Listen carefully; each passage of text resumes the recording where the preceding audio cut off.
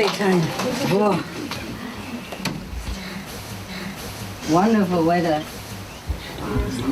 Yeah? You enjoy this sunny weather, no? It's beautiful. I do? Yeah. Especially high heels. Oh, You know, whoever invented the high heels, they should be awarded Nobel Peace Prize. Especially in this kind of weather, you know? When the water is about 3-4 inches, yeah? And when your high heel is 5, okay, you win. gorgeous. Yeah. You okay, huh, all of you? Yes. They cry like babies last time. We don't want to go home. We don't want to go home. I say, I don't want you to go home, but you have to go home. Your family wants you to go home. Your government wants you to go home.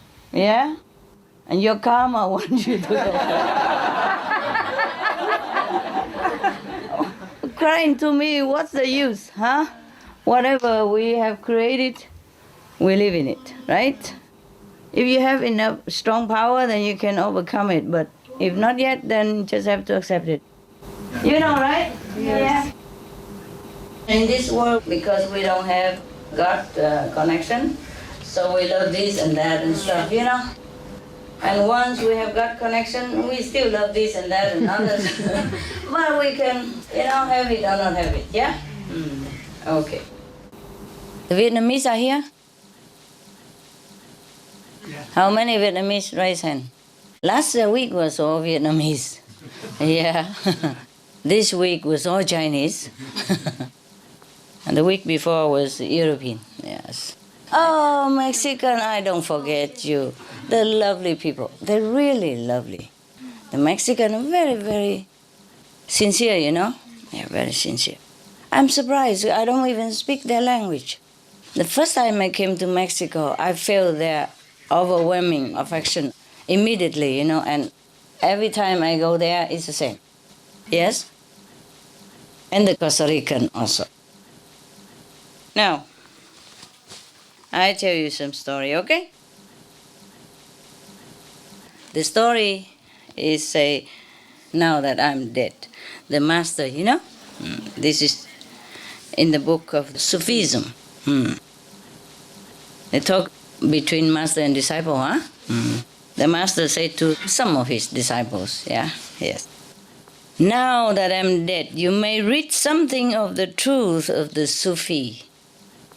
Had this information been given to you directly or indirectly when I was perceptibly among you, mean when he was still alive, you would all, except for a few, have fed your acquisitiveness and love of wonder alone from it. Probably this is a letter he wrote before he gone to Nirvana. Huh? This is a Muslim master, okay? I'm sure he went to Nirvana, yeah? And the Buddha went to heaven, yeah? They exchange places sometimes, you know? Why not, huh? Know, then, that what the Sufi master is doing for the world and for its people, great and small, is often not seen by the observer. Seeing you see, but you do not perceive. Hearing you hear, but you do not understand. You got me, yeah? A Sufi teacher uses his powers to teach, to heal, to make men happy, and so on, according to the best reasons for using the powers. If he shows you no miracles, this does not mean that he is not doing them. If he declines to benefit you the way you wish, it is not because he cannot. He benefits you in accordance with your merit, not in response to a demand by you. He has a higher duty. This is what he is fulfilling, the high duty, not your every whim, yeah? All of you look a little bit different than what I saw before. Yeah, look good anyway. Okay, let's go back to Master here. He continued in the letter. Many among you have had your lives transformed, have been rescued from perils, have been given chances, none of which you have recognized as benefits. But you have had these benefits just the same. Yeah, it's like Master help you invisibly, but you don't know it, right? Remember the joke I read to you on Supreme Master television? There was a guy who was in a hurry for a business appointment, yeah? And he couldn't find a parking place, remember? And he kept praying to God, oh, please, please, I'm in a hurry, I don't have time. Please, if you just find me a parking place, I will go to the church every day of my life. And then suddenly a parking place is right there. And he said, oh, never mind, Lord, I found it. I found one myself. Yeah, yes. And there's another story. There was a devout Christian priest, who went into a restaurant. And it's Friday, and you're not supposed to eat meat, for Christian. Most Christian people believe that.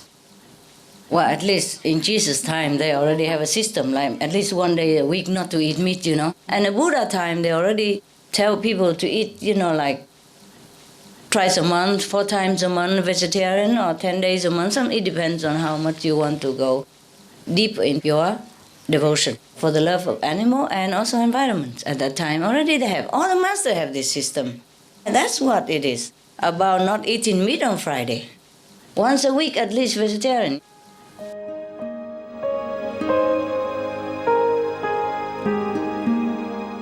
Vegetarianism in religion.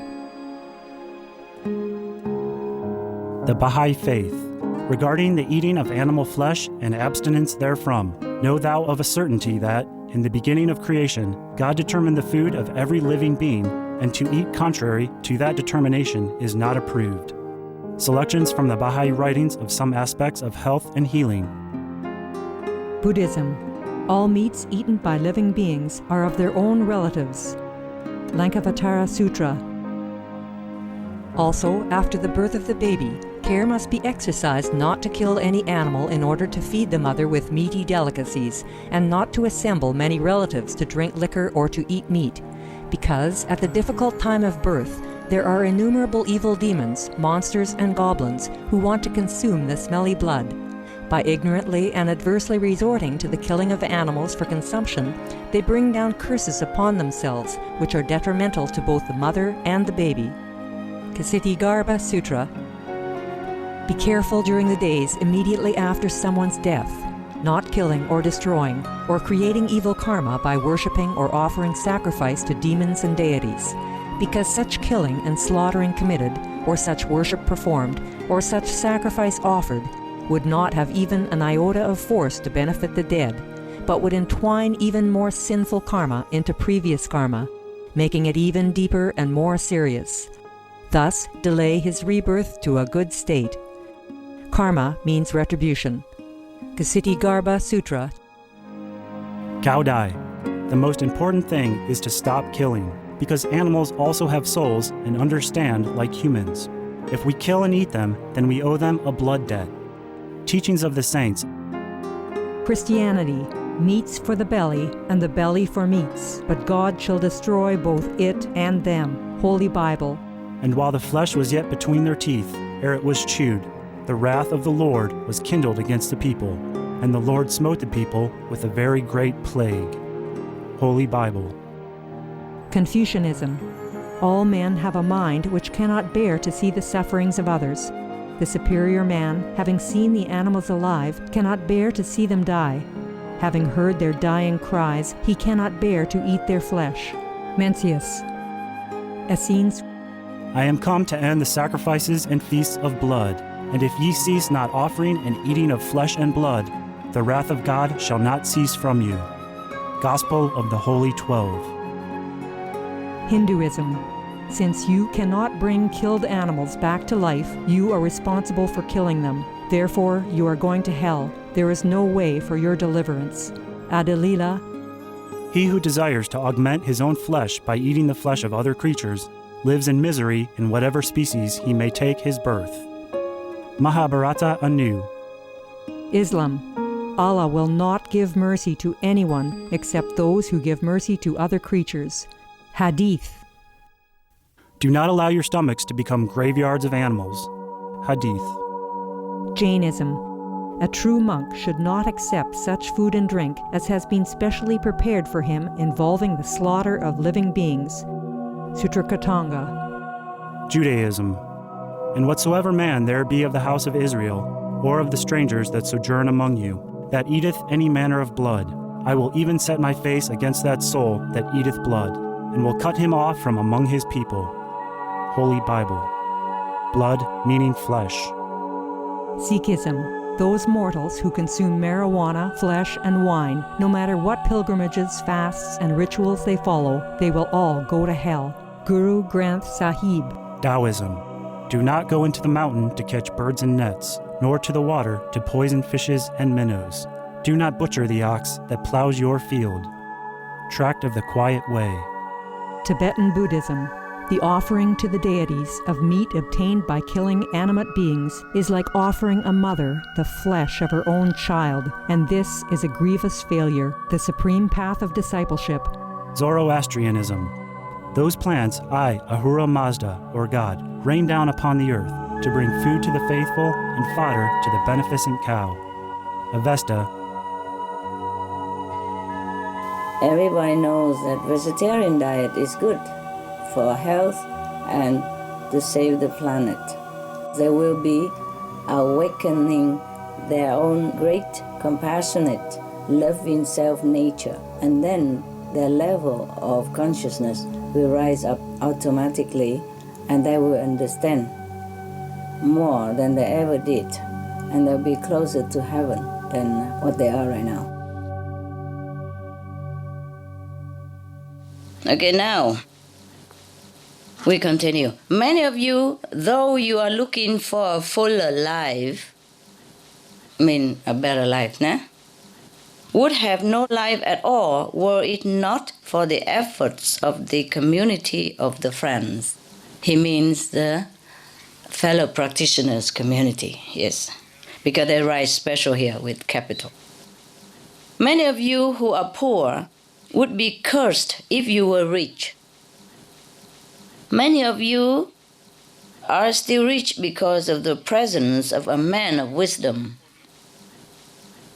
Many of you who have been at my school think that you have been taught by me. In actuality, you have been physically present in our assemblies while you were being taught in another assembly. All these things are so foreign to your customary thoughts that you are not yet in a position to recognize them. My task has been to benefit you. The task of making that benefit perceptible to you is that of others.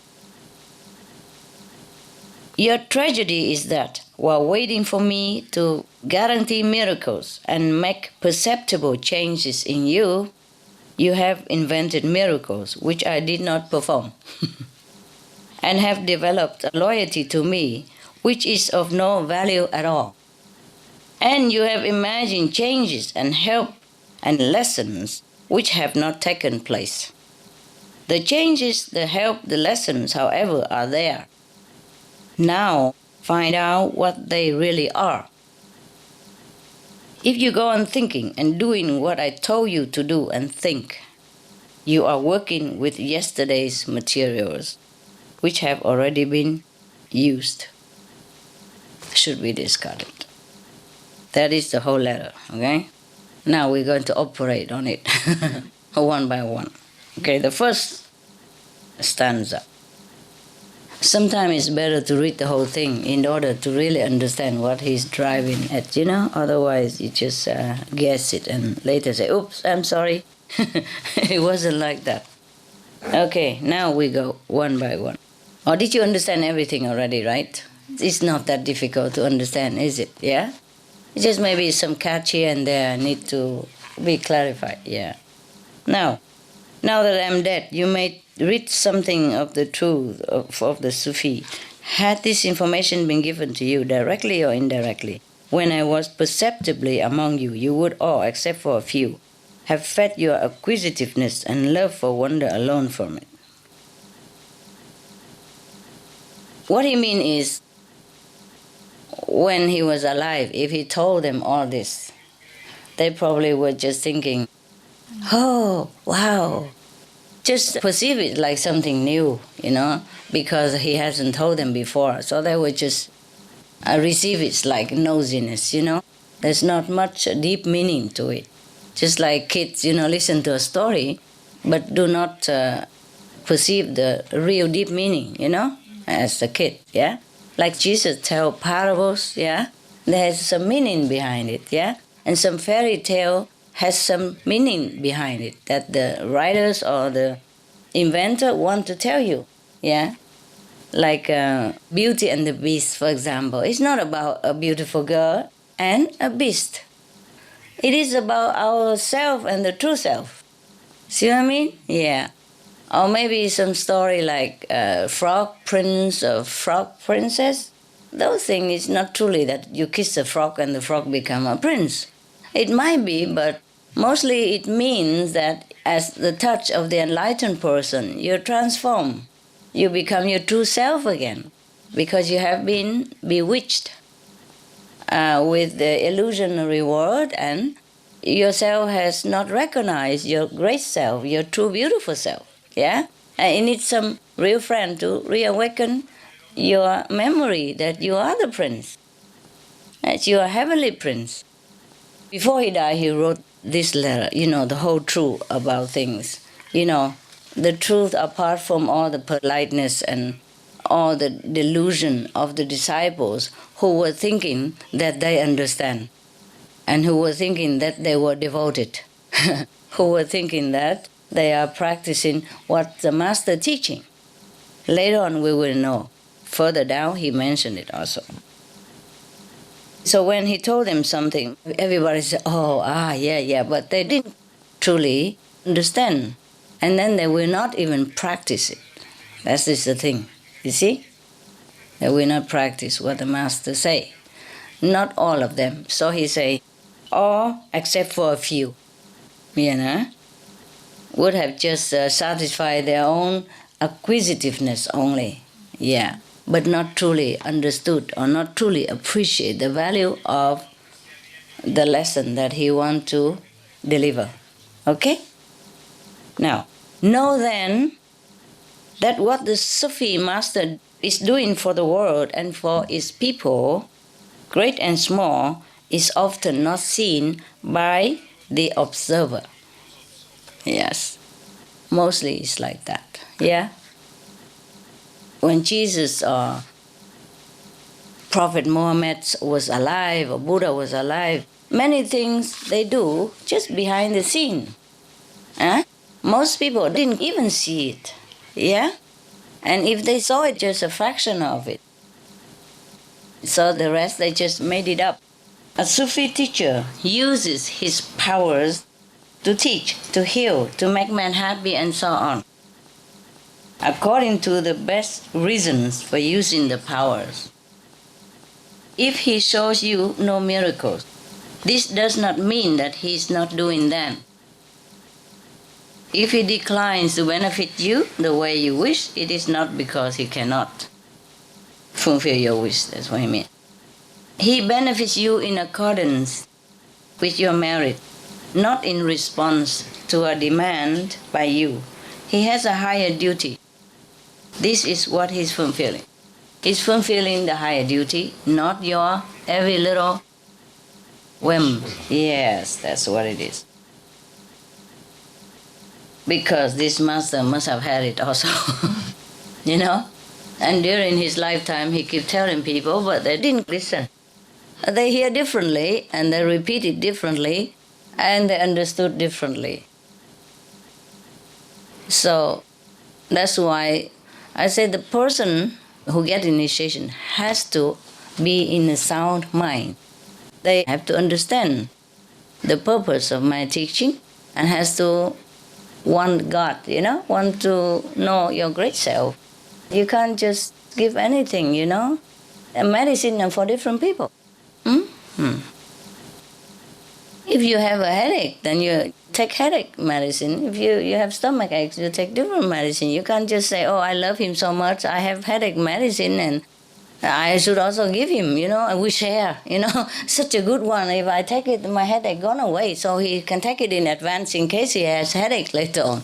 It doesn't work like that.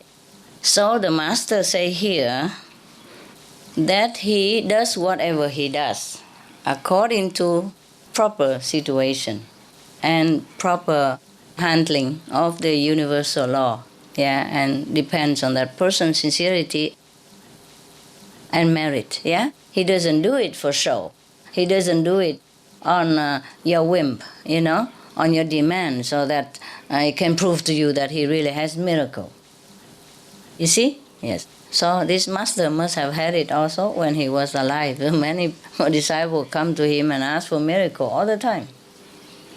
We have miracles. We use it. There's no need to ask master. Okay, you can ask inside. Okay? Pray. And if you get it, you get it. If you don't get it, you don't get it. Very smart. Very, very smart. Yes. This is what he's fulfilling. He's fulfilling a higher duty, higher purpose in his life. Not come here just to please every little desire of yours, according to your lowly understanding even. Some desire not very fitting, yes, and some desire are more noble, yes, and also have to work according to your merit. For example, you meditate a lot, and you ask the master to help you, and then because you meditate a lot, like you've been a good boy, you go a little bit higher level, where you can receive the master blessing, Because if you are still in a lower level, the higher blessing even cannot come to you, or you cannot receive. Like when you're a baby, your mother has to chew the food for you, and not the very rich food. Has to be mild, simple food. Because if they give you immediately such a very concentrated things, very rich food, cakes and all that, you can't digest. Coffee, oh, I like coffee, I give you my kid. No, it's not possible yet. So when you grow up, all this is available to you according to your age as well. And even though you have many, many cars in your garage, you cannot let your baby drive it. Even the smallest car, no matter how much you love your baby, it's not safe for him to drive one of your car. Even though you have many, and he could have even 2, 3 of it. But why? He's not up to it yet. So here the master explained very well. He must have been a very, very enlightened master. Check who is this. Mirza Abdul-Hadi Khan of Bukhara. Wow, very enlightened master. You see, in every tradition, in every age, there are enlightened masters. Maybe not all enlightened in the same degree, but there are enlightened masters, yes. And also according to your ability to digest, the lower or the master will come to you. The university professor is not of much use to kindergarten or primary school student, is there? No. Except he is a very exceptional one, some genius. Sometimes it happens, but rare, okay? But in that case, that student become university student. He already understood all that, so he will go to college anyway. There are some genius, very young, but go to college. That is okay too, It's just like you. Maybe you look like everybody else, but your understanding is heightened. Your perception are illuminated. Yes? Your intelligence are raised up. Yes? Everything about you is different from before initiation. Before, you did not understand what you understand right now. Yes? And before, you see things differently. You see life differently. You perceive everything differently. Of course, you're not completely, enlightened or completely understood everything, but you understand different than before, much better than before. Therefore, you are more tolerant. You're more loving, more enduring even. Yeah? More patient. Yes? Before, in similar situation, maybe you could not bear it. You would even break down, But after initiation, even though you still know it's suffering, it's the same, but you can bear it and you can go on. Because you have some enduring power awakened within you, yes? Somehow, it's different, isn't it? Huh? And you like yourself better now, right? Yes! Good. So, conclusion for the second stanza is that we must meditate. No matter what we want, we work for it. Yes? So, do not always praise the master alone, or do not always blame the master alone. We are a team. The so-called master and the so-called disciple. We are friends. We are a corporate. Yes? We must work together. Yeah? Have you ever seen a company where chairman, president, treasurer, secretary, board of trustee, everything alone, one person? And he make anything out of it? No. Even in the worldly sense, if you form a company, you must have some partner at least, some associate, okay? Yes. Work or not work together, don't know yet, but must have at least some associate names on it for the company's sake, Okay, now you know that. So we are a corporate, yeah? You and the master, whoever that might be. It doesn't have to be Master Ching Hai, it could be Master Mirza Abdul-Hadi Khan, yeah? Of Bukhara. Sounds like a very nice name though. Very crispy name. I like those names very much. Yeah, something sound very nice, Khan, Muhammad, something Khan, Muhammad, Jesus Christ, Sakamuni Buddha. Some language are very nice, yes. And as I told you, all of you are Supreme Master. Just you haven't got there yet, that's all. Yeah, like professor in the university, you learn well, you're diligent, and then you can become professor. So, what is a higher duty that master is fulfilling? What is he talking about here? The master say that he's here for a higher duty, not just to please you. Save your souls? To awaken you. What else? Huh? La meditación. La meditación, sí. El amor, correcto. ¿Ah? La conciencia. Our conciencia. Yes. Elevate our consciousness, yeah? Okay. Save the world. Remember God, that's right. So the higher duty of a master is not to come here. Okay, he makes you happy and all that, he fulfills your wishes, but that is not the main purpose of him coming to this world. Yeah? The main purpose is? Take you home. Yes, to take you home and to awaken consciousness. Yes. And to elevate people level of spiritual recognition. Because to please you here and there, it's just the physical things, yeah? Oh, Master, I don't have a car. I need a car. My neighbor has one, for example. Okay, why not, yeah?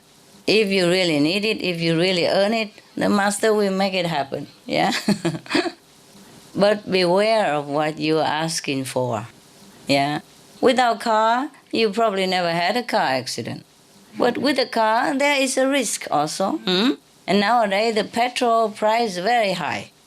And not only high, we are shortening the petrol quantity in the whole world. For example, like that. So maybe the master don't give you a car, he give you a bicycle instead.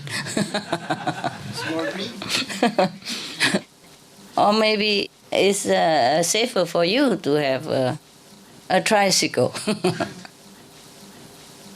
Remember the joke that I told you a long time ago? There was a man who was speeding in the highway and the patrol police stopped him. And then give him a ticket. And the driver say, what for? I don't need that. So the officer say, never mind, keep it. After you get another 3 of them, you have a bicycle.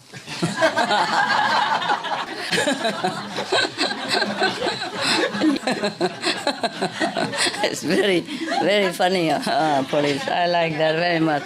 I like that very much also, yeah. You can't drive no more, 4 times and then you're gone. So the master purpose is not what we think it is, yeah? Some people come to a master just because they heard that he heals the sick, cure the blind and make the disabled walk and all that. These are just mundane stuff. It's nice maybe, you have that, but it doesn't prove anything, yeah? And it doesn't benefit you much if you don't try to seek the source of all miracles yourself. These are just small things. Even if the master does that, it is according to the level of your practice, yes? So when somebody touched Jesus' garment and she was healed, and she thanked him, praised him, he said, your faith has healed you. Well, such a master is very humble, yeah? But no doubt, he is aware at all times of his mighty power. Not that he wear it on his sleeve, or write it in front, big web covering stuff, like this. But the thing is, he is aware of it. He cannot be not aware. Even though not aware, like, okay, I heal that person, I make that person walk, I cure that blind person. It's not like that, so black and white like that, but he's aware that he is mighty now. He's different. He has access to the store of power of the universe, and he can use it at will. But also in accordance with heavenly will. Yeah? Yes. It's just like a president, eh? He's elected president. For example, President-elected Obama. Yeah. He's even not in office yet, but he's elected and he knows. He's already slowly getting used to with his power now. Yes? And he knows he's powerful now. President of the most powerful country in the world.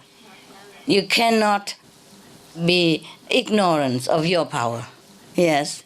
Even though he's not consciously always think, I'm powerful, I can do this, I can do that, I know that. He knows it, but he doesn't know it. Because power is not something you can grab, like you can touch like flower, you can wear it on your finger like a ring, But he knows it, yes?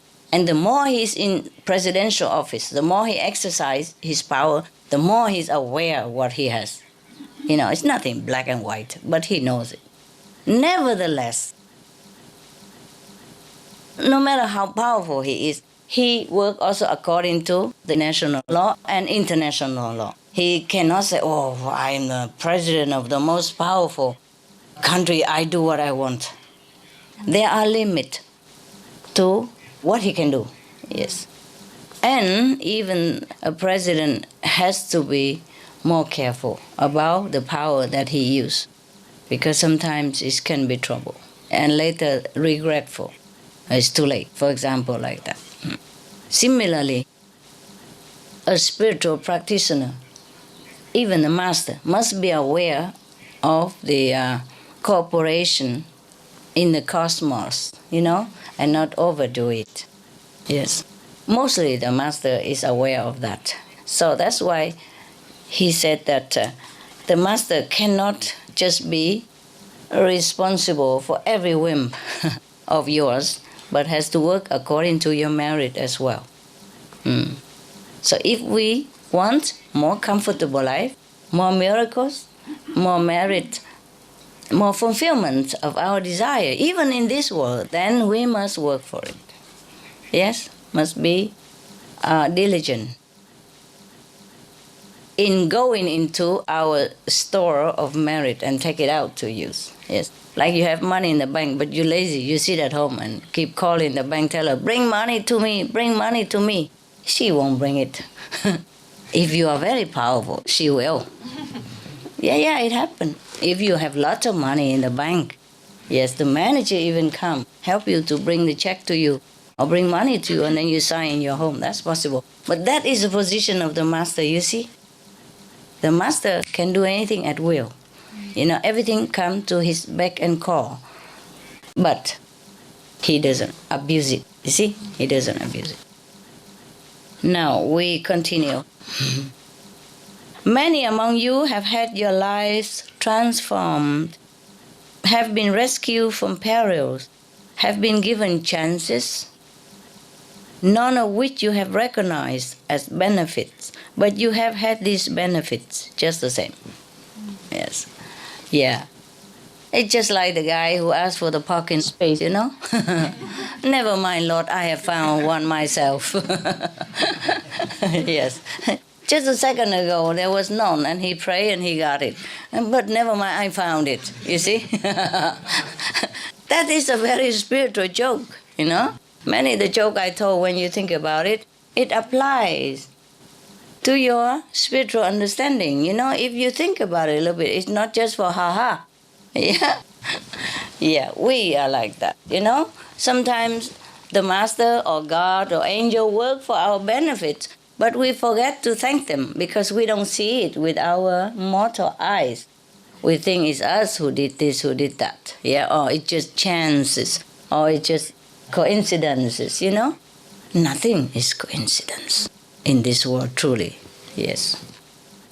So the master say here that many of you have your lives transformed, have been rescued from perils, from dangerous situation, have been given chances, none of which you have recognized as benefits. But nevertheless, you still have it. You recognize or not, the benefit has been made for you.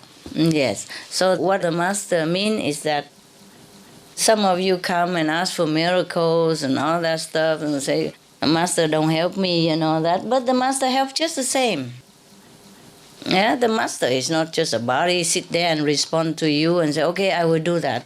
I will fix your broken ceiling for you. I will stop the car, in the swearing situation for you. Blah, blah, blah. But the master still does it. You know or not know, he still does it.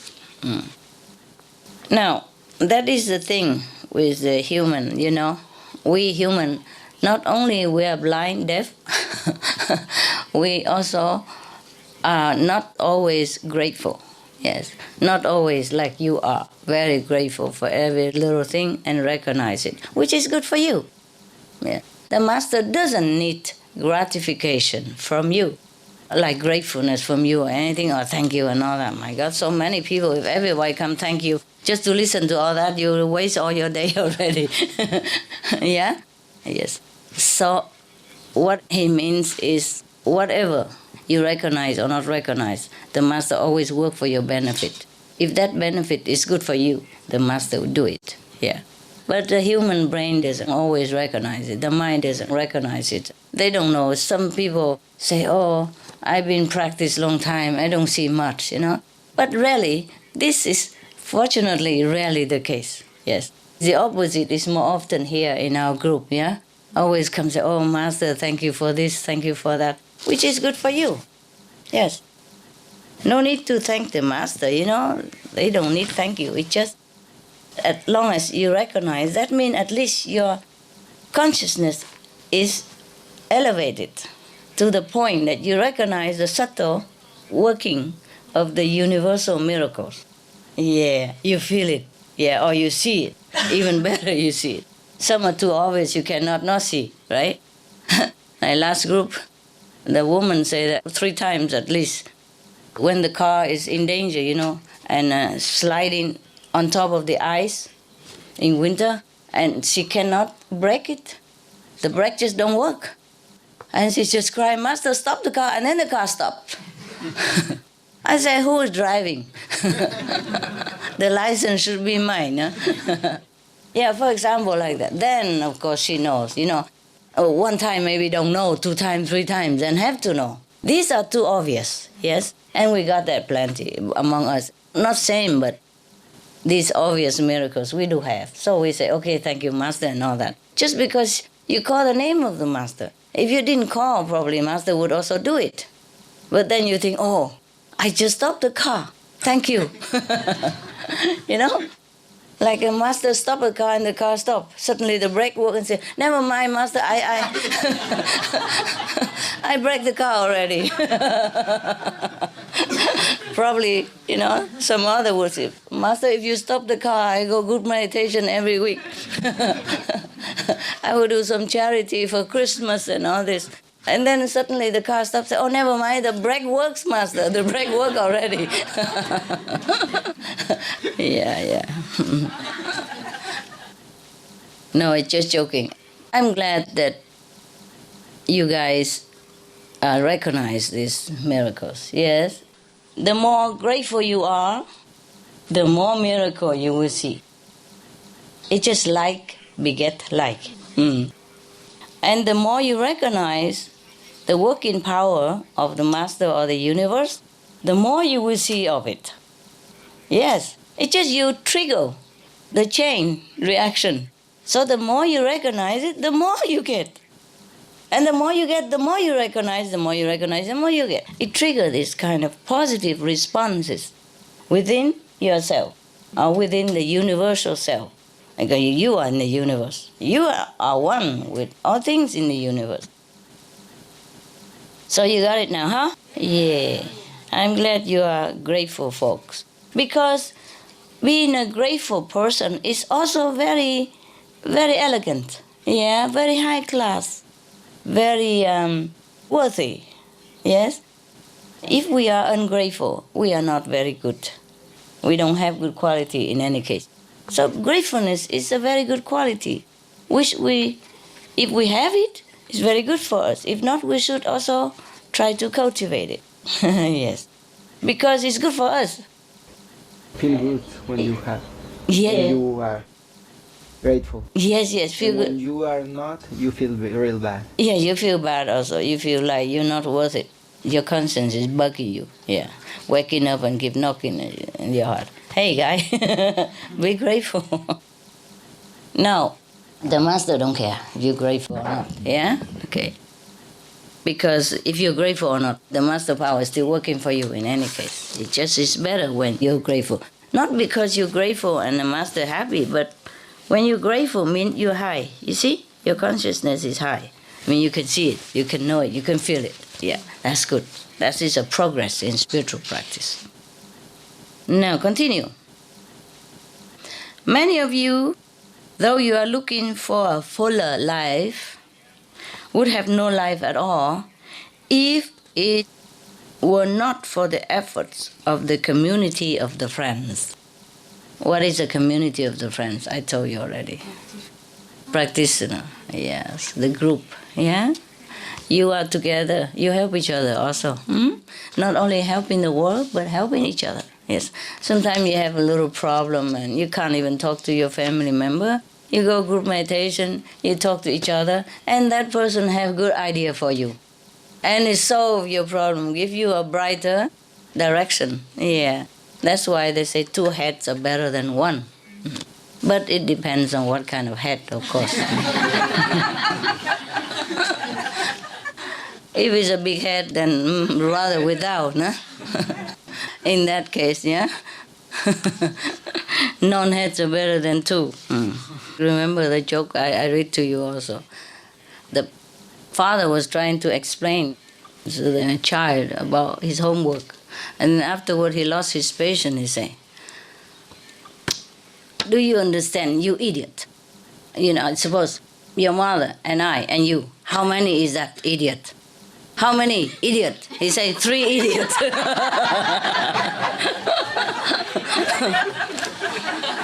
three idiots.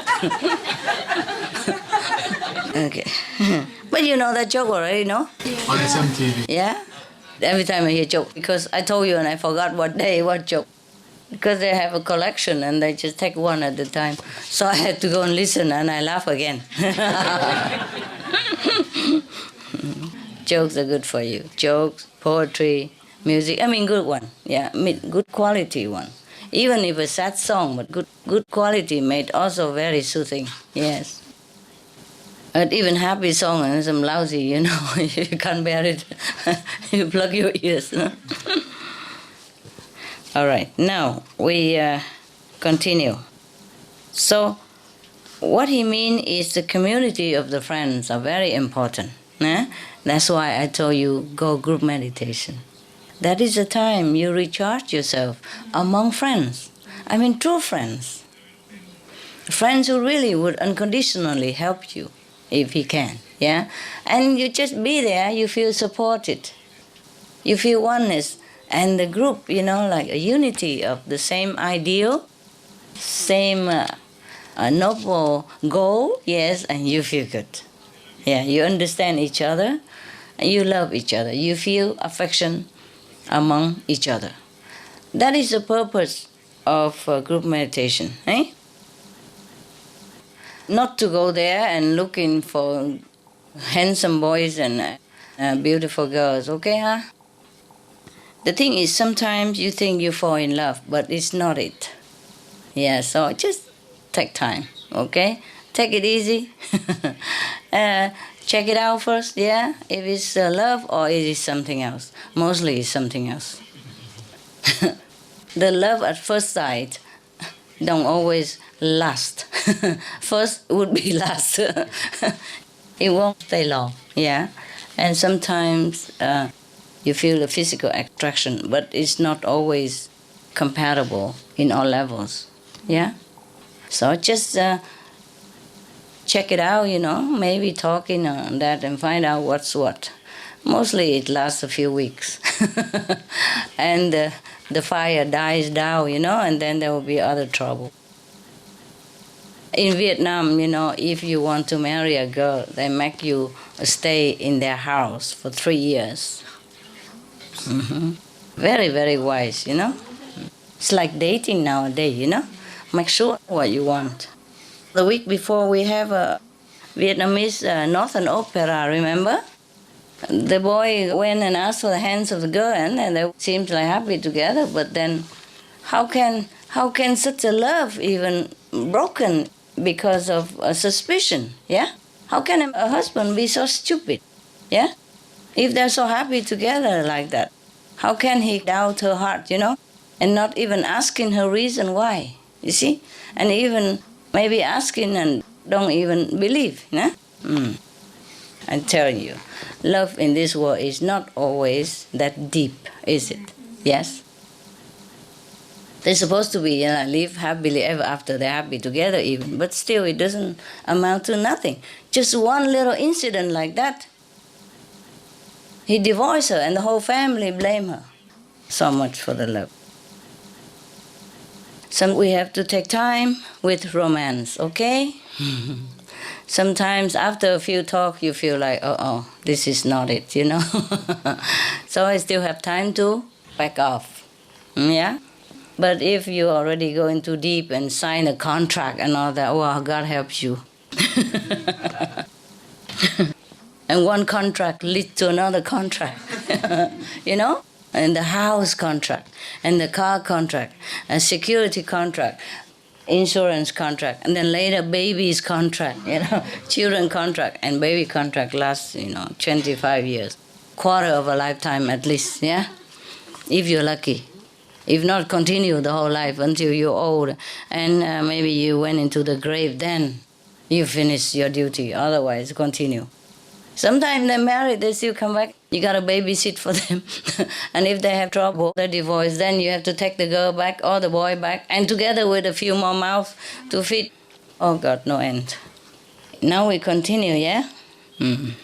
See, many of you who are poor would be cursed if you were rich. Many of you who are still rich because of the presence of a man of wisdom. Many of you who have been at my school think that you have been taught by me. In actuality, you have been physically present in our assemblies while you were being taught in another assembly. Okay, you see, many things that we don't perceive. For example, some of his disciples have been poor, and then suddenly they became rich. For some miracle, something happened. And suppose if it has not been for the master or the blessing of the master, then that person would have been into trouble. Cursed not always means being cursed by people, but maybe some bad thing would have befallen them.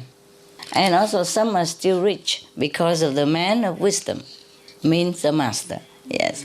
So what he means is that the poor guy sometimes became rich overnight, but has no trouble with his new status. You know, no jealousy and no trouble with other neighbors or government, because the richness came securely, yeah, and safely into his hand. You know, in old time it's different than now even. You cannot be rich overnight, you know. And then some are still rich because of the man of wisdom. I guess what he meant is that if you have been rich, and if it has not been for the blessing of the master, probably you would have lost all your property and your, earning. If the master has not advised you wisely, or if the master has not make you walk the way of righteousness, therefore you protect your property and continue being rich. Or if the master has not been there and protect you, you would have lost it to thieves or any other mishap. Yeah, okay? What he means is he lists all kinds of situations which people do not understand that they have been blessed. Yes, because they think, how come master don't make any miracle for me to see? Yes, it's not always obvious, the miracles that the master perform. Yeah, not like stop the car, master, or find a parking place and things like that. And also even he said that many of you who have been in my school, and then you thought you've been taught by me, but actually you've been taught somewhere else. What does that mean? The higher teaching in the higher realms. When the master teaches us beyond the physical, in the higher dimension. In other life? You come to the master to study with the master, but you still bring with you all the previous teaching from other masters. That's correct. That's correct. Most people come into the presence of the master, but they don't try to listen well what the master is saying, and they do not try to assimilate what the master wants to deliver. They want to hold on to their opinion, to their old brainwashing system elsewhere, and still say that I learned with the master, and use the master name just to deliver his own opinion or something else that he learned somewhere else, and say, master said that. And, confusing the newcomer or confusing the fellow practitioner. It happened also. So we have to be careful about what we learn, what we digest, and what we offer to other people. So it's very seldom that you truly understand. That's what he meant, okay? And he meant that it's seldom we truly devoted our attention to master teaching and assimilate it and practice it, yes. So it's very difficult to control the mind, yeah? We have been brainwashed too long with too many systems, too many controlled way of thinking, set pattern of the society, behavior and all that. So very difficult for us to change, yes. But we still can change. It takes time, but we will, yes. It's a habit, we can replace it with another one. Okay. Next one. All these things are so foreign to you, to your customary thoughts, that you are not yet in a position to recognize them. My task has been to benefit you. The task of making that benefit perceptible to you is that of others. Anybody understand this? I believe that say that my task is to do it, not to show you. Somebody else's task is to show you. Oh, I explain it to you. Yeah, very good. Anybody else have different idea? Or you accept his opinion then? Yeah, I think that's what it is. You see? Sometimes, is it true also, nah? Sometimes the master don't care whether you praise him or not in this letter. What he means, he just make you happy. Yeah, he just do what he can to help you. Understand or not, he don't care to explain it to you. But maybe other people will point it out to you and say, look, if it's not for the master, you see, she did that to me also, and that is how it happened, and the result is fantastic. So same in your case, for example. Or sometimes in the whole family, the non-initiate are the one who saw the master doing a miracle and tell the initiated it happens. And sometimes your friend outside there, who already know of master name, don't even know the photo or even, and say, oh, I saw that person come and help you yesterday when she came. And then when he described it, you say, oh, that's my master, how you know her? And he would say, I don't know, I just saw it. You didn't see it? No, I didn't. You know what I mean? Yes. It happens, yes. You all know that very well, right? At least many of you know, huh?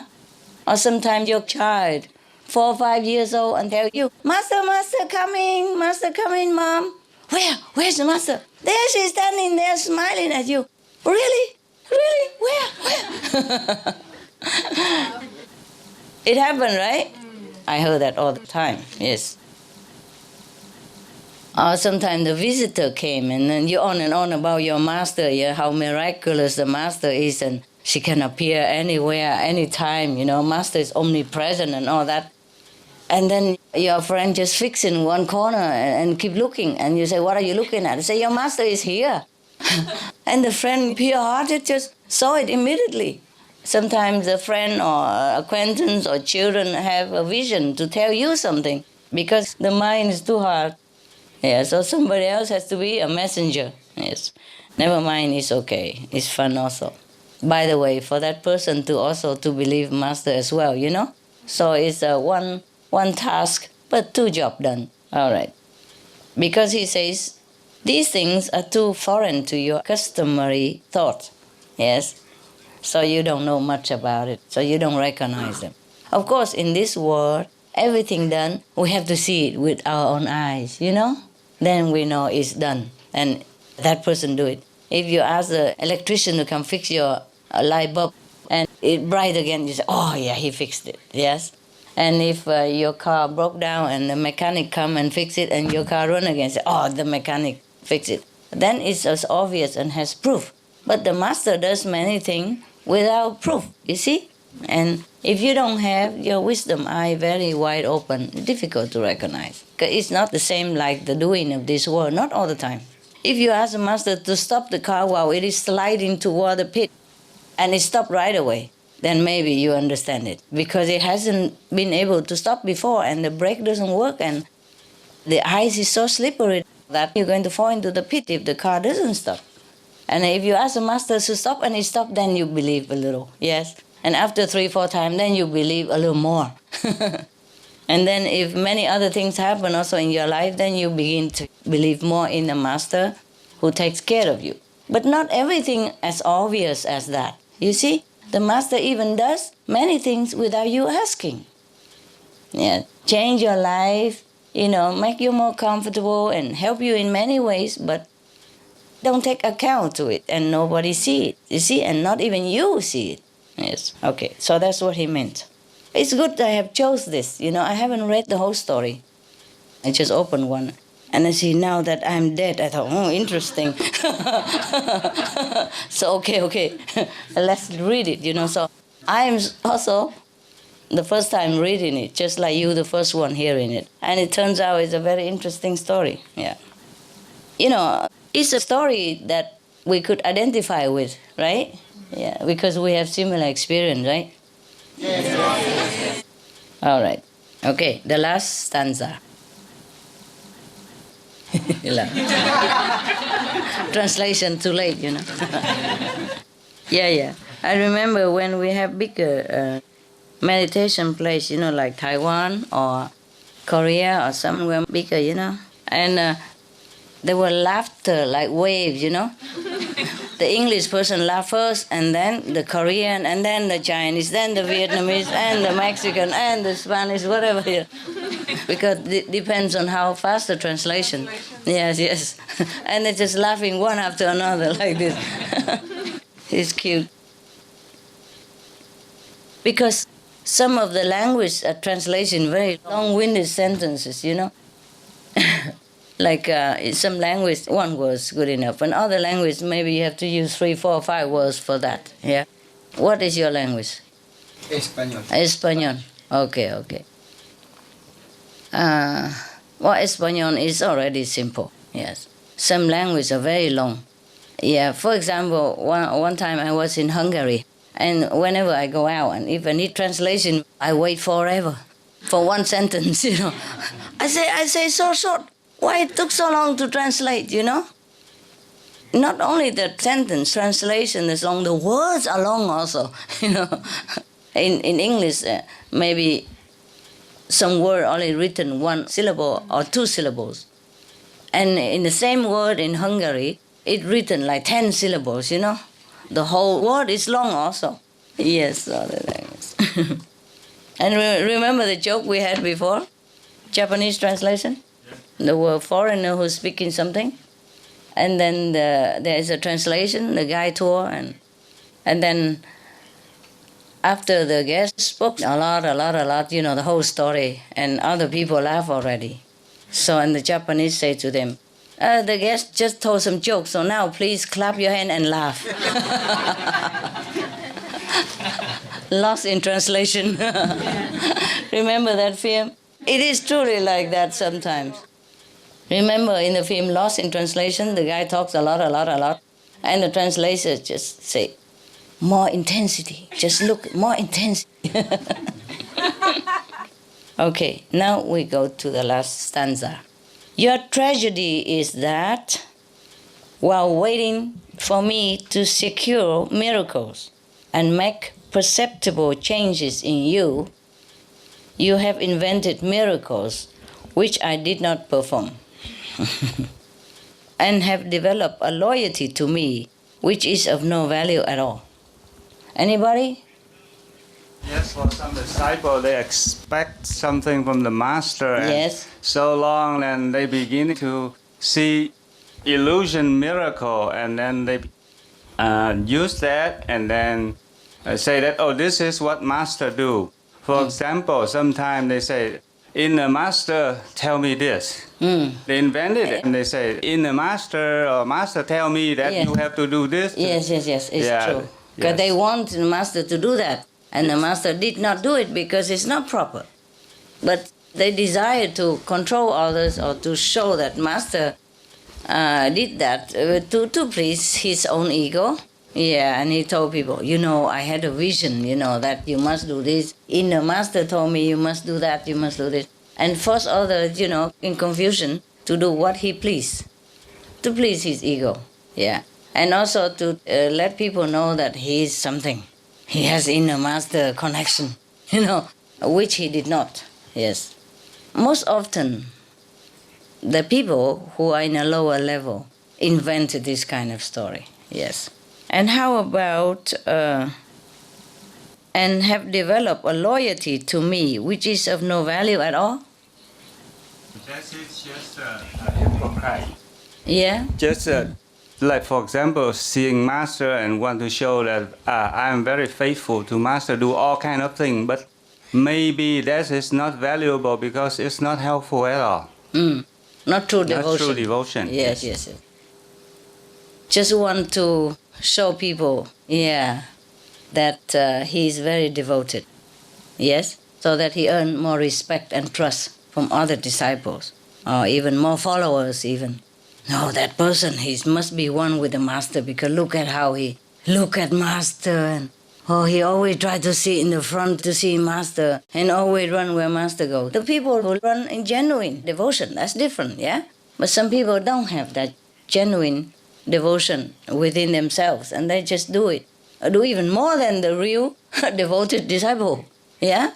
To catch attention, yes. To be better than, more devoted than anybody else, so that everybody think, oh, he's really a real practitioner. He's a real devoted person. I can trust that guy because he loves master so much. That is hypocrite, correct. Why? Because he knows anybody who loves master loves the person also who loves the master. Yes.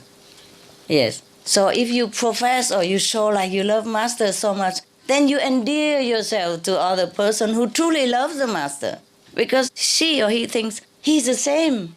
Oh, he also loves master so much, so I love him so much. He's a trustworthy person. He's truly a master disciple, because the real devoted disciple is really devoted and love master. So he respect and love anybody who is like him or her, because she's so innocent. He's really love the master, and so benefit from it and from the love for the master and feel good about it. So if he see another one same like him or her, he endear himself to her, because he's so pure. He think that person is the same, so devoted and so good. That is some hypocrite. Yes, my God, the master knows everything. Here, he knows everything. You know all that, huh? Yes. It's a pity, that's why I have told you, if you go to a group meditation, it is because it's important to be in the company of like-minded saints.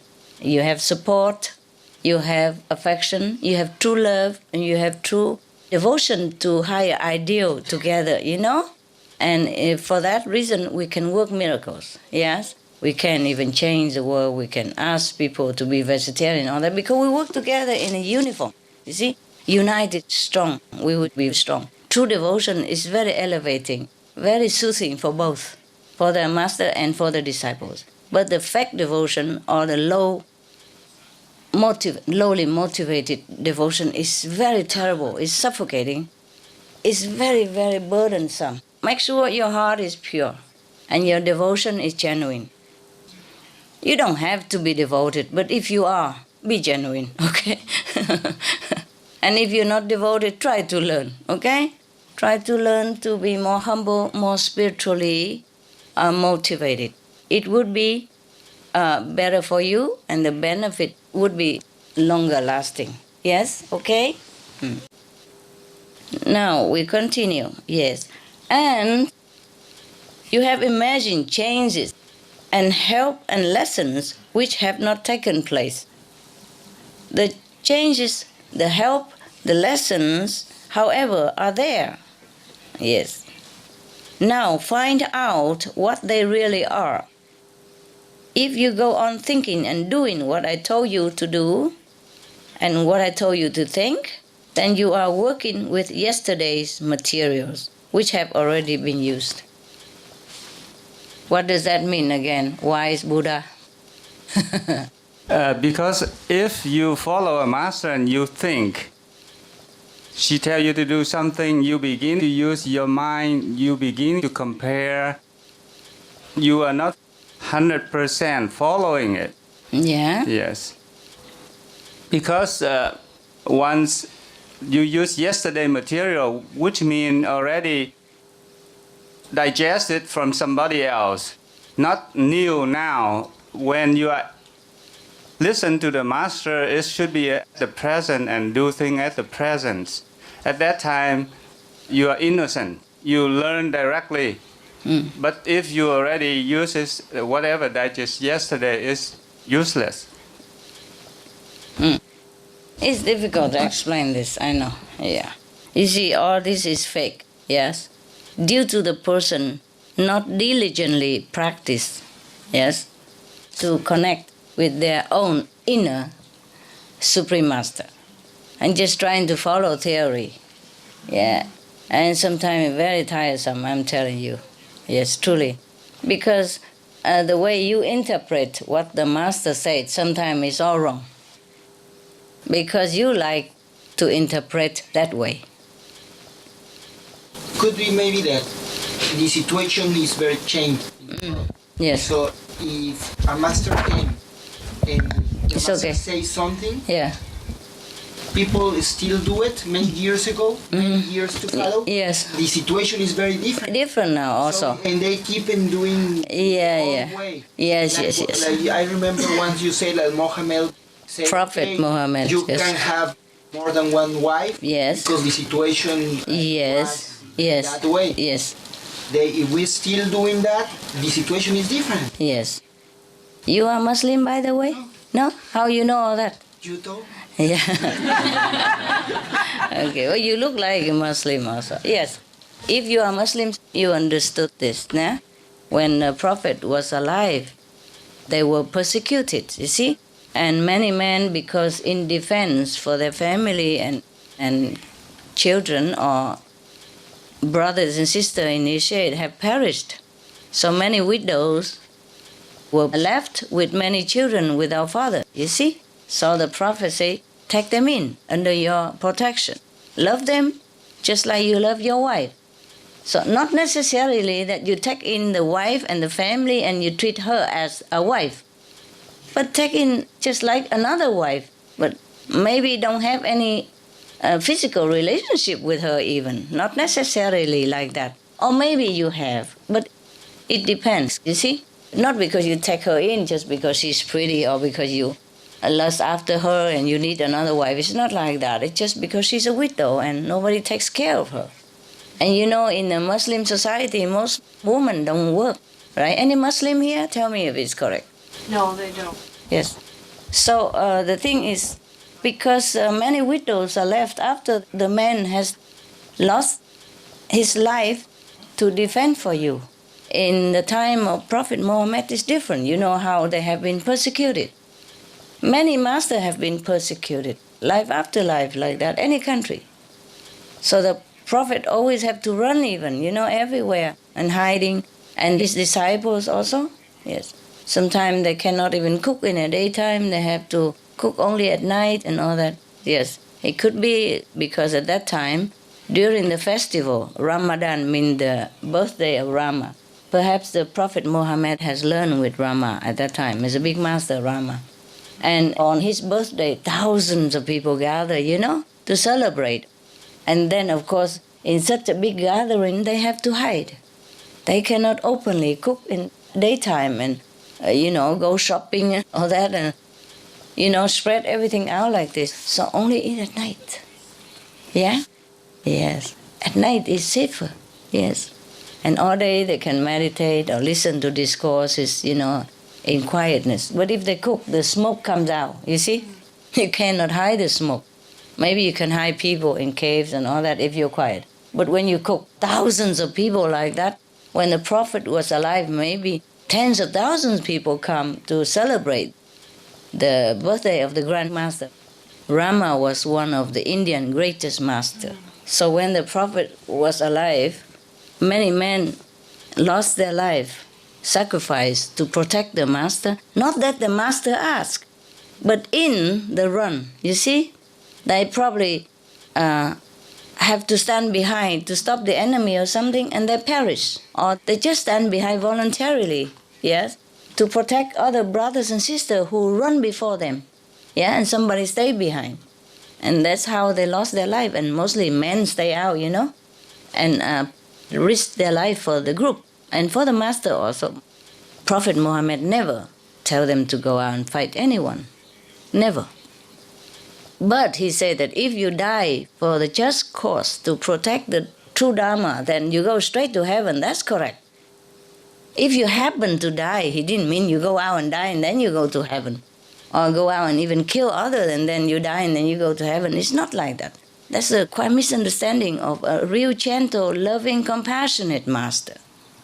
You see, just like many people who just cling to the past teaching of the master, yeah, Just a 1 or 2 sentences. They don't even read the whole story or the whole Bible or the whole sutra even. It's just 1 or 2 sentences and keep arguing all the time.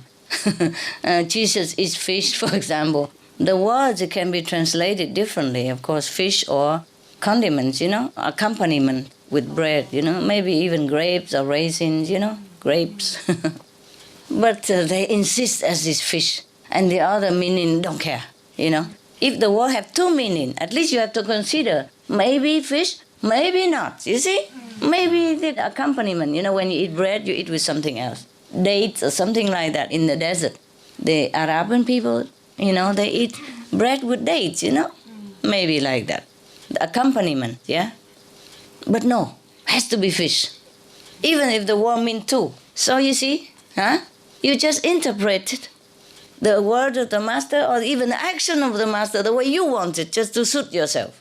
And use the name of Jesus, Buddha, Muhammad, whatever, to oppress everybody else who don't listen to you. And that's how fanaticism has been born. And then from that, holy war has been waged. Innocent people have died, suffer. And the bystander also suffer. And the one who has been influenced by your misinterpretation also suffer and have to carry their bad karma with it. Yes. I learned so much from you just now because I came from a Muslim family. Yes. And for the longest time, I didn't know Ramadan was the birthday of Rama. Dan means birthday. And we have 40 days of fasting, yes. right? And we eat at night. And we eat nothing during the day, all day long. I didn't know that. And I think the important thing that you just taught us is the misinterpretation, because I came from a family that didn't like Hinduism. Yeah. And so for them, they think Ramadan cannot be associated with a Hindu god, which they think Rama was. Right. So that's so true about the misinterpretation. All my life I thought that, until this moment. Oh. Now I learn. Now I know it's not. I'm glad that I answered your question. Unknowingly. I'm just telling this Muslim, He look like a Muslim, Yeah, that guy there, yeah. So I just tell him, And luckily, by the way, you understood. It is possible that Prophet Muhammad learned with Rama, the master, you see, at that time. Of course, many masters went to India and learned from there. I also went to India to take the key. Jesus also went there during the missing 13-year gap in his life. Yes. Later they have proven it somewhere in another book that he has gone to India and learned. Okay? But never mind. Even if you don't understand, it's okay too. Yes. It just know that I don't teach anything different from Prophet Muhammad. And I don't ever teach you anything extreme, anything harmful to yourself or anybody. And that should be sufficient also. There's so much to explain from the past master. I would never be finished. It's just, by the way, now and again, if we have a chance, and I tell you, many things we misunderstand because we were not there. Number one. Number two, we are not his level. We don't understand what he's doing. You see, he listened to the sound. He go into the cave, and the angel Gabriel come to him. He sit there and listen to the sound. Of course, he see vision and all that. Same every master. You see, during the time of Prophet Muhammad, of course, he was such a humble master. So he would just celebrate his master's birthday. Since he learned in India, he would not stay in India, but he come home, maybe as his master behest, to go home and spread the teaching and teach his brothers and sisters. You see? Or maybe he just went home because he went there and studied and he can't stay forever and he went home. Just like you come here, visit me, and then you go home. Yes? And then after you meditate for a long time, even though you have not seen the master, but you contact inside because of your purity, and then the master come and tell you. But maybe he could not say that my master come to tell me. Or maybe master send the angel Gabriel is also correct. Everything correct. Yes? To tell him that, okay, it's time for you to go out now and don't sit in the cave forever.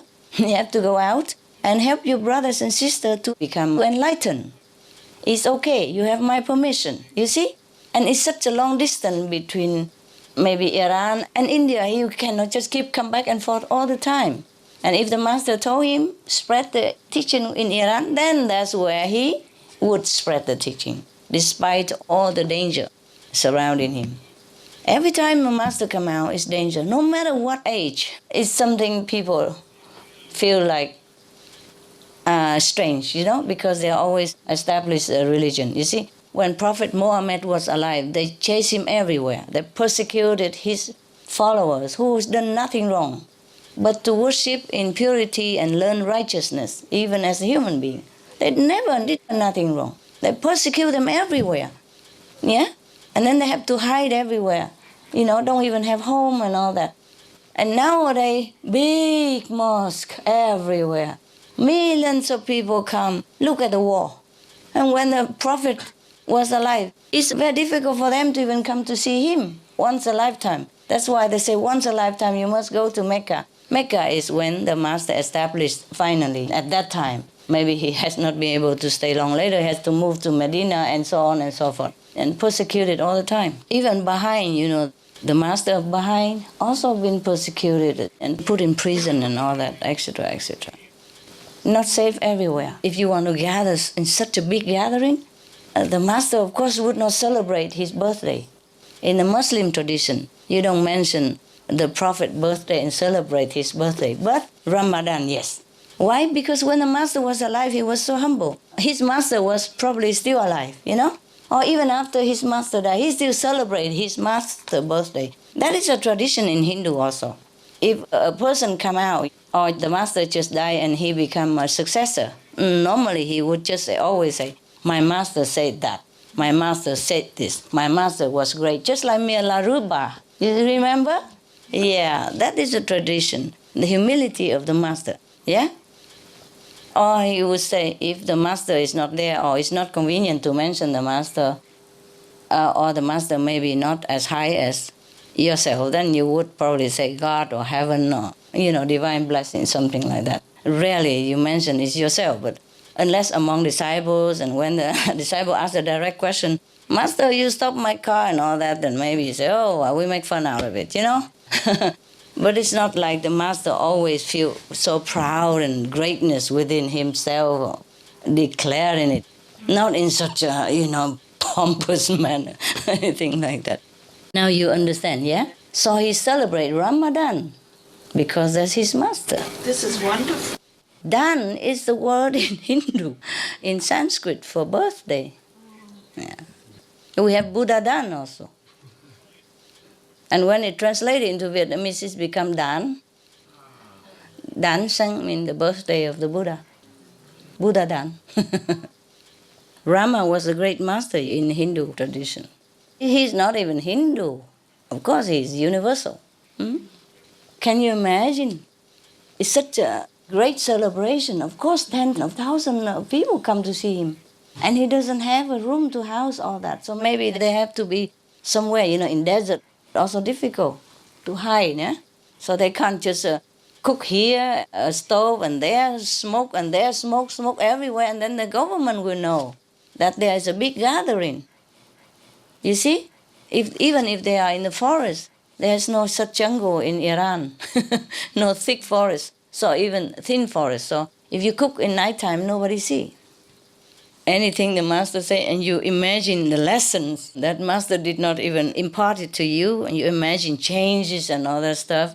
You imagine it in your head, and you wanted it to happen, and you tell everybody else. And if you're strong-willed enough, and your ego big enough, ambitious enough, you will have a bunch of followers, and then from that bunch of followers, they lead another ignorant bunch, and then that ignorant bunch collect another bunch just to make it big, and the more followers, the better, and they just want to enlarge themselves in ego, yes? But they want this glory. They see, the master is being worshipped by everybody and loved by the multitude.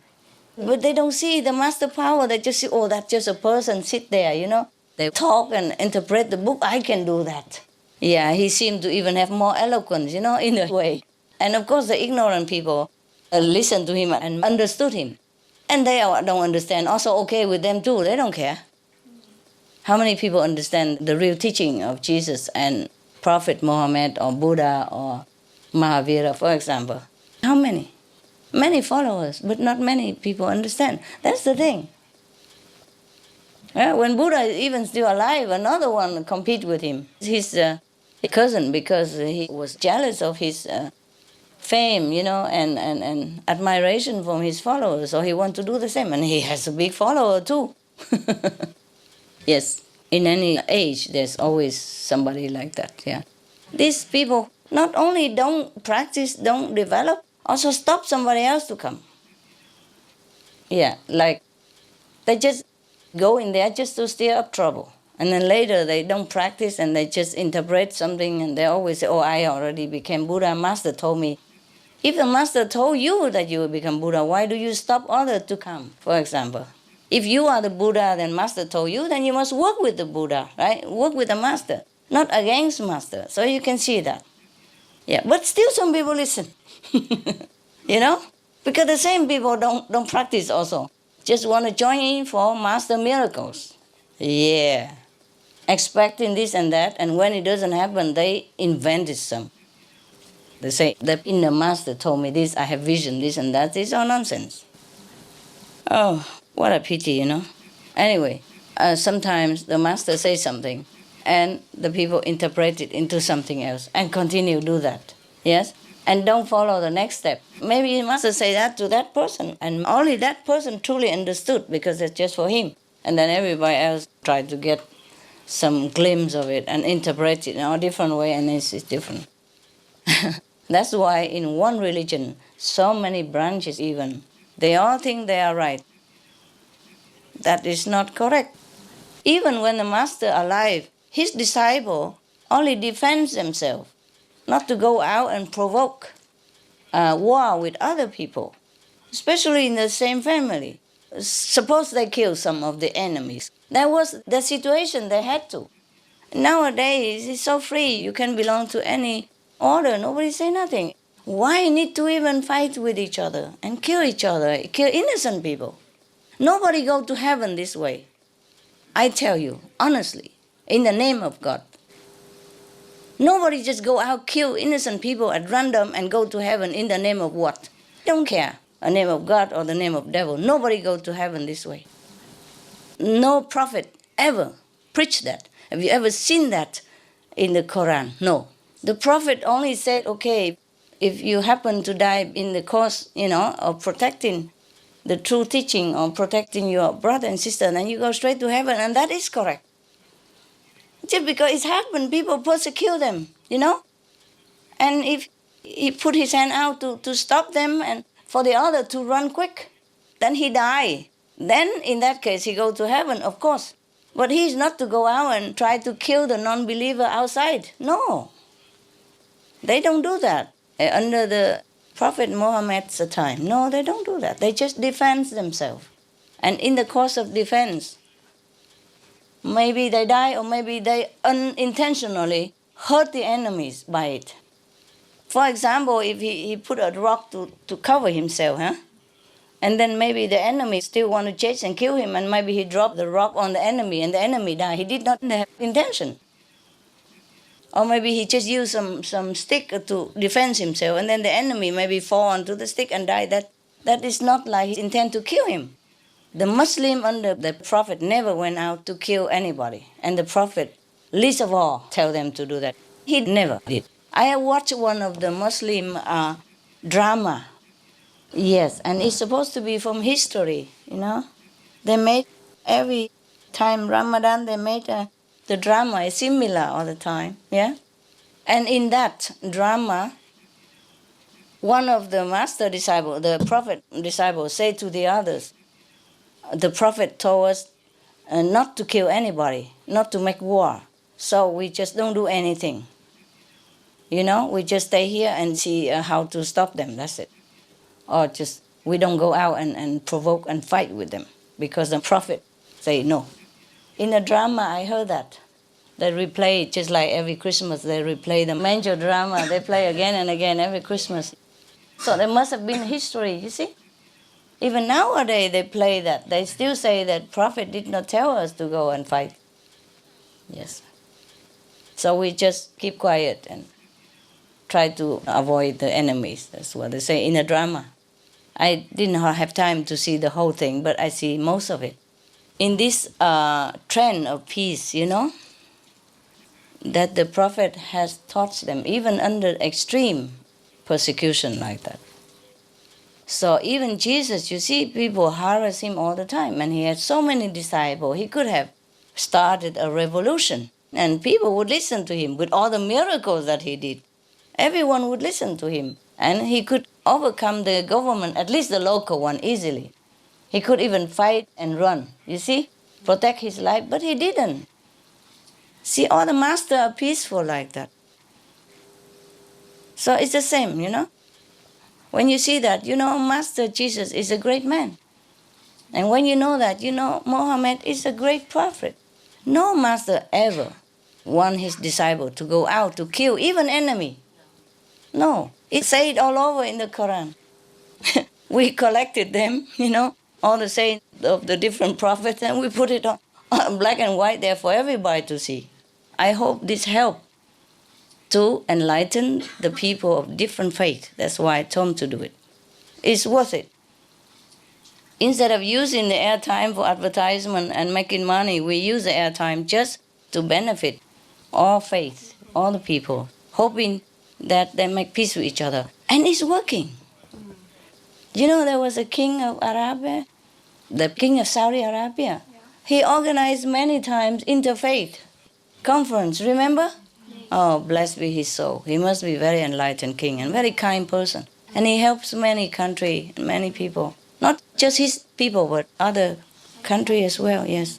Blessed be his soul. This is a true Muslim. This is the true spirit of Muslim. Peace and coordination. Yeah? Okay. All right. I have done my job. Now you're going to do yours. You digest it. And you go home, you dissipate it to other people and make it your treasure, yeah? It was a very good letter of the Master. Thanks be to him. Peace be upon him. Mirza Abdul-Hadi Khan of Bukhara. Wow, very beautiful name, eh? I don't understand all of them, but it sounds very nice. Yeah, and where he is also very nice. Bukhara. Oh, beautiful. The Arab language is very nice, huh? Yeah. The name of the city sounds very nice also. Like Kandahar, it sounds so nice. Yeah. It's a pity. It's all because of misunderstanding of religion. If the people truly study their religious scripture very well, there would be no war between religions, let alone within one religion. You see, it has to stop.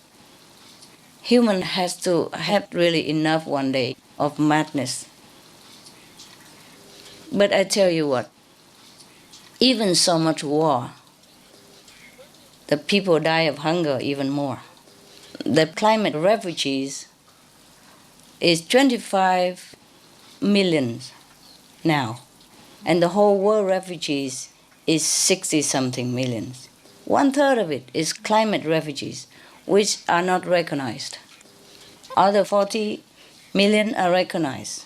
Some yes and some no, but at least they have a status of refugees, yeah? But the climate refugees, nobody care. And they live in dying, nobody care.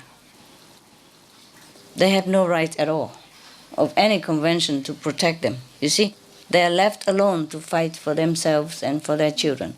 These are the really true refugees, and I truly don't know where and how to help them. They're scattered everywhere, They have no voice even, have no voice. Many islands, countries sunk. And then they have to go to the neighbor island, and the neighbor island also begins sinking. And they move again and again. How can you live like that? How can you settle down like that? How can you earn any living for your family in this situation that you have no home, no status, no nation, and nobody care, no right? They're like living on the edge of society, They're the third kind of people, not even war refugees. And that is just from last year alone. Huh? I don't know how many more right now. And they predicted that in 2010, just 2 more years or another year and a half or something, there will be 50 million, double of that right now. And that is just an estimate, you know. It could be more than that. I really have no more words to talk about this race, what we call human, you know. Some don't really live as a human. They live like in hell, suffering no end. I just really pray that one day everybody will change and live like a true human, you know, with compassion and love, which we have. All of humanity has love and compassion in them. They have it. They just choose not to recognize it, choose not to exercise it. So I just hope one day, you know, we all awaken and remember that. Because that's the only life that's worth living, with love and compassion, yeah? Without love and compassion, what are we? Yeah? If we only love our own family and relatives, the animals also do the same. Why do we proclaim that we are better than animals and then we can't even eat them? Do you see what I mean? Because we are one, you know? We are one, even with strangers. That's why when I go outside, I don't feel anybody is stranger to me at all, ever. That's why I trust them, I love them just like I love you. Yeah, I never felt like, oh, this stranger, be aware of. I don't feel distance between me and them at all, ever. None of them, you know? No matter who. Maybe it's a homeless or a salesman or a clerk or, you know, bank teller, whatever. Yeah, I feel like they are just like you. Very trustworthy, very close, very intimate, very bloodline bonded, you know, together, like family. Oh, it's a very nice feeling, though. You feel at home, you know, like with everybody, yeah. Even if I don't speak the language, it's no matter to me. I immediately feel the link, you know. Yeah, if I see anybody, I feel they're my people. Yes. We can talk forever and you meditate, okay? Okay. Lovely people. I see you later. Thank you, Master. Thank you so much. You're welcome. You're very welcome. Thank you for the teaching.